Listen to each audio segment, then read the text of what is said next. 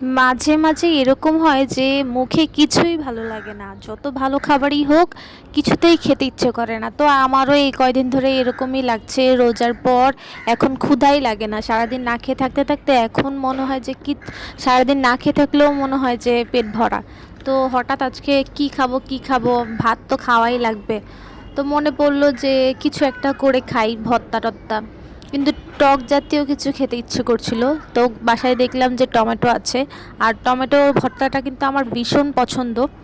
আর tomato ভর্তা হলে কিন্তু আমি এক প্লেটের জায়গায় 2 প্লেট ভাত খেতে পারি, এমনি কিন্তু খেতে পারি না তেমন।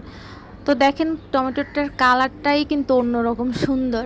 কালারটা কিন্তু নষ্ট হয় নাই। নষ্ট না হওয়ার কারণটা কি বলেন তো? আমি কিন্তু এটা তেল দিয়ে ভাজিনি। আমি একটা কড়াই বসিয়ে টমেটোগুলো সুন্দর করে ধুয়ে মাঝখানে কেটে সেটা আমি ভাপে, মানে আপনারা বলতে পারেন এটা টালা হয়েছে, আপনারা অর্ধেক করে কেটে তাওয়ার ভিতর দিয়ে রাখবেন, তারপর একটা ঢাকনা দিয়ে রেখে রেখে দিলে দেখবেন কিছুক্ষণ পর টমেটোগুলো সুন্দরভাবে সেদ্ধ হয়ে যাবে। যখন দেখবেন টমেটোগুলো সেদ্ধ হয়ে গেছে তখন নামিয়ে ফেলবেন। আর শুকনা মরিচ টেলে নেবেন। আর পেঁয়াজটা আমি কাঁচাই দিয়েছি, আর ধনিয়া পাতা। তো আমার ধনিয়া পাতা দিলে যেই গ্রানটা আসে সেটাতেই আমার মন ভরে যায়।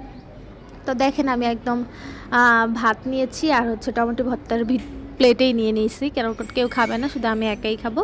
তো কেমন লাগলো ভিডিওটা আমাদের অবশ্যই জানাবেন। কে কে আমার মতো এরকম ভর্তা পছন্দ করেন তারা কিন্তু অবশ্যই কমেন্ট বক্সে জানাবেন। আমি কিন্তু ভর্তা ভীষণ পছন্দ করি, কিন্তু ঝালটা তেমন পছন্দ করি না। অনেকেই বলেন যে ভর্তা মানেই তো ঝাল। হ্যাঁ, ভর্তা মানে ঝাল, কিন্তু ঝালটা আপাতত। তো বন্ধুরা, আজকে এই পর্যন্তই।